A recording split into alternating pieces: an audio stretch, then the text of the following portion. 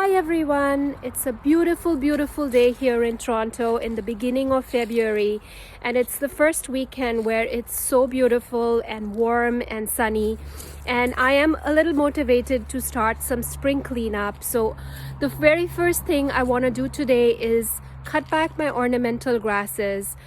For those of you who are joining me for the first time, my name is Preeti and I garden here in Zone 6 in Toronto, and I love to share with you everything that I'm doing in my garden, most things that I'm doing in my garden, but there are times I work in the garden and I just like that alone time to just spend in my garden. But there are a few things that I love to share with you. I love to show you how my garden is changing as the seasons progress, some interesting plants in my garden, and also if I'm changing anything or adding anything new.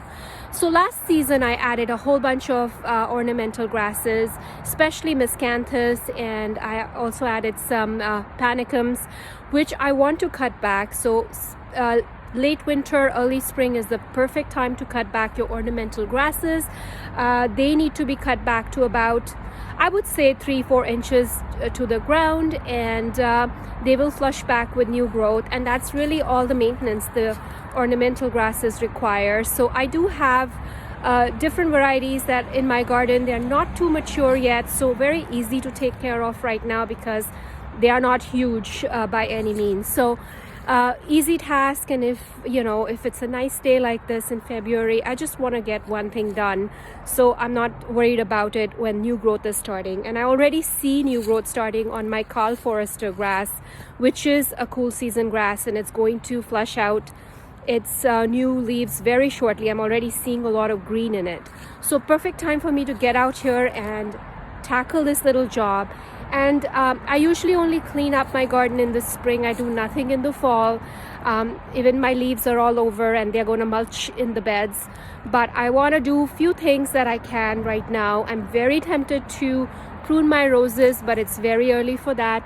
It's only February and we still have winter ahead of us. So a day like this can feel like it's spring, but it really isn't spring. But grasses is a safe thing to cut back right now because they are going to start to grow back in spring with fresh new leaves. So I'm going to do that today. A lot of them have already flopped over, so they are looking unsightly and doing nothing for the landscape at the moment in terms of winter interest. So it's a great time to get this chore done.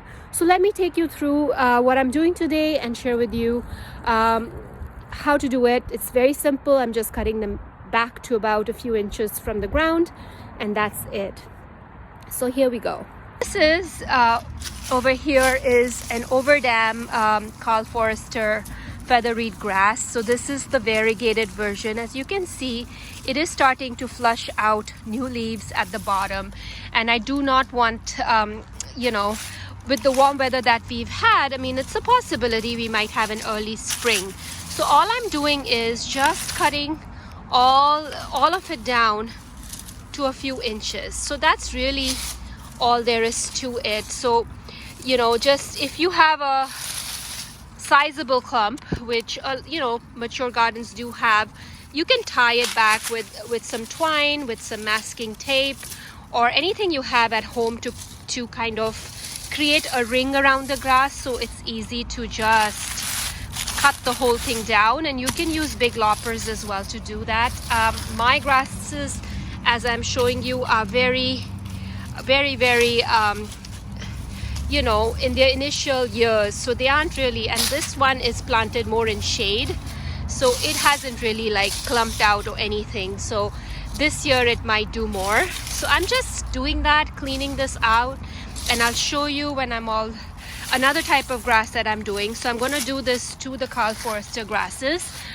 Here is another one that I have, and this one is showing a lot more growth. As you can see, it is showing significant amount of growth already. So all I'm going to do is I'm just going to cut above this growth. I'm just going to take this out, and so it's all ready for its new season.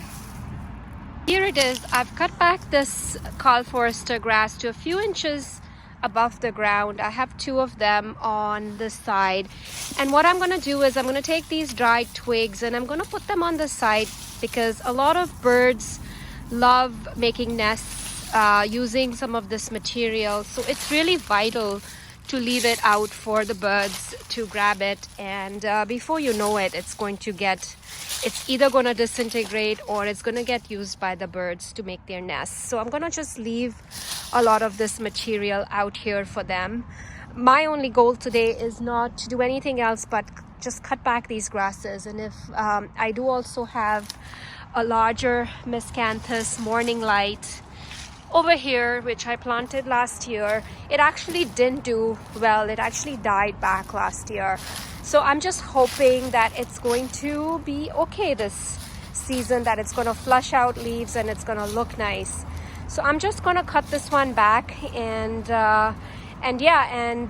let some light through and see what the base is looking like for this grass. So this is a significant clump.